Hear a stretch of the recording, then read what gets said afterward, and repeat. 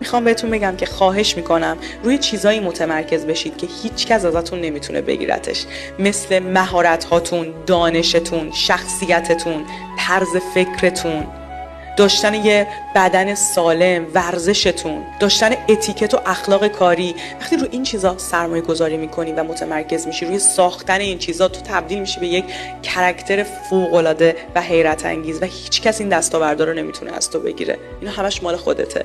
روی اینا متمرکز باشین، انرژیتون روی اینا بذارین و ببینید که در ابعاد دیگه چجوری فرصت‌های بی‌نظیر به سمت شما میاد. اگر طرز فکرت اینه که با کار کردن روی مهارت‌ها و شخصیت خودت و ساختن یه ورژن بهتر از خودت فرصت‌های فوق‌العاده میتونن برات ایجاد بشن، همین اتفاق هم برات میفته.